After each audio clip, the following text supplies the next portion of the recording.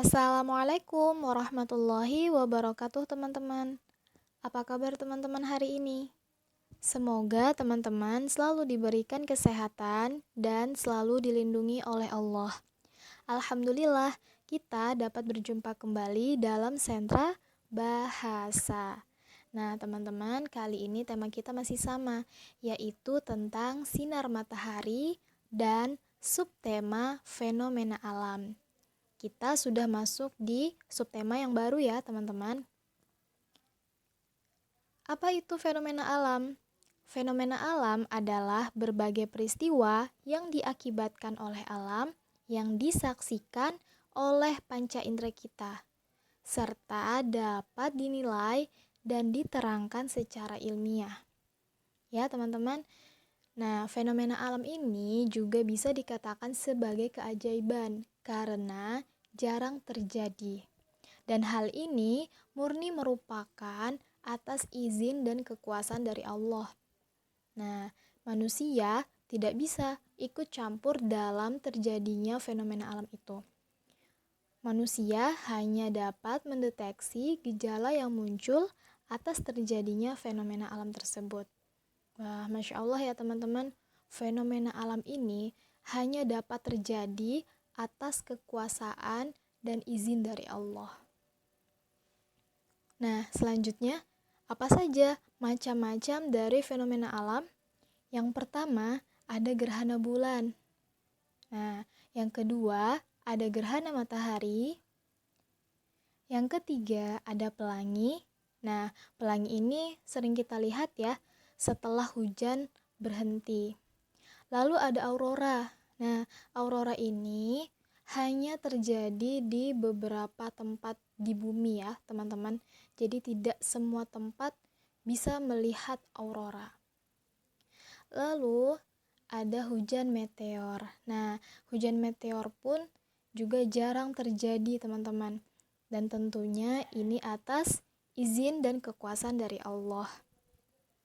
Nah, itu tadi merupakan macam-macam fenomena alam ya, teman-teman. Nah, kita lanjut. Nah, selanjutnya materi bahasa. Materi bahasa yang mau kita bahas adalah tanda baca. Nah, ini sudah pernah kita bahas sebelumnya ya, teman-teman. Jadi, kita akan mengingat kembali tentang tanda baca. Apa itu tanda baca?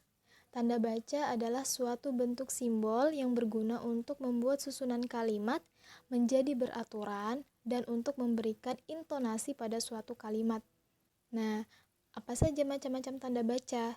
Yang pertama ada titik, koma, titik dua, dan tanda humung. Yang pertama titik.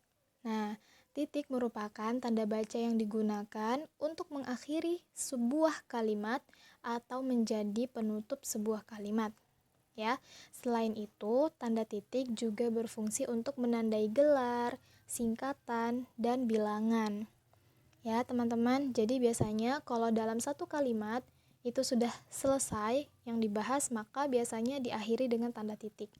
Lalu akan dimulai kalimat yang baru.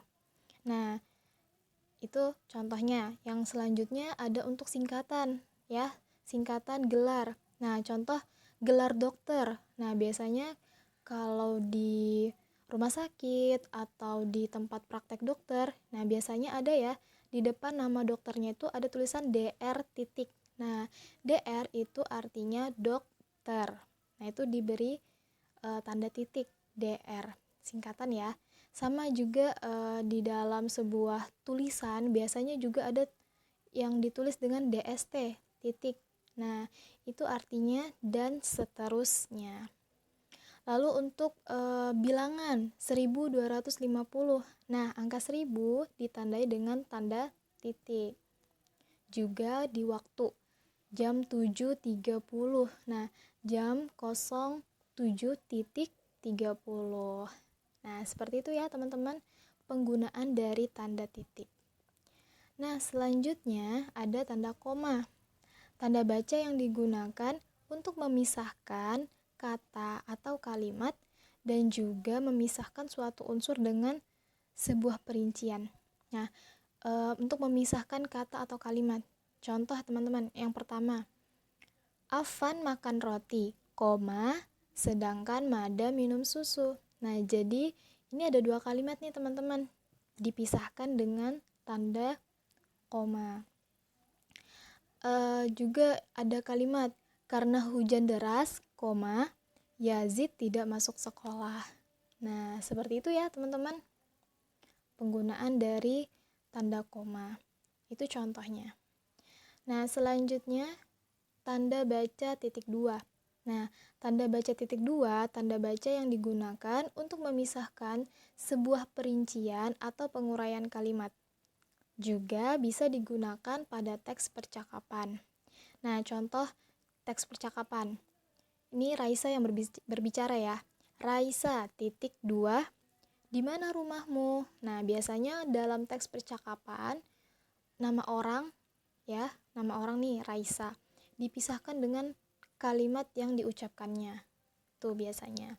Lalu contoh yang kedua, ini untuk menguraikan kalimat. Alat yang dibutuhkan adalah sebagai berikut, titik dua, timun, koma, cuka, koma, dan air. Nah, ini ya teman-teman penggunaan dari titik dua. Dia biasanya untuk menguraikan sebuah kalimat. Lalu yang terakhir, tanda hubung. Nah, tanda hubung adalah tanda baca yang digunakan untuk menggabungkan atau memisahkan kata, pemenggalan kata, lalu kata ulang. Contoh, ini ada contoh pemenggalan kata. Kata fenomena dipenggal ya, dipenggal suku katanya.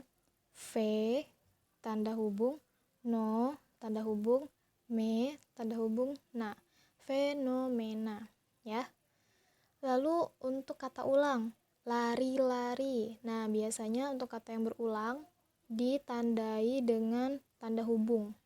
Lari-lari, layang-layang. Nah, anak-anak. Nah, itu menggunakan tanda hubung. Itu ya, teman-teman. Nah, jadi itulah tadi merupakan materi bahasa tentang tanda baca. Jadi kita mengulang kembali materi yang sudah pernah kita pelajari ya teman-teman. Nah, selanjutnya kita masuk ke tugas. Nah, yang pertama, teman-teman silahkan cari informasi tentang fenomena alam yang berkaitan dengan sinar matahari ya. Nah, tadi kan ada banyak ya macam-macam fenomena alam. Ada gerhana bulan, gerhana matahari, lalu ada pelangi, ada aurora, dan juga ada meteor ya, hujan meteor. Nah, teman-teman silahkan cari informasi tentang fenomena alam tersebut. Lalu teman-teman tulis 3 paragraf saja ya, dari informasi yang teman-teman dapatkan. Teman-teman tulis 3 paragraf dari informasi yang teman-teman dapatkan. Nah, setelah teman-teman tulis, teman-teman tentukan mana tanda bacanya.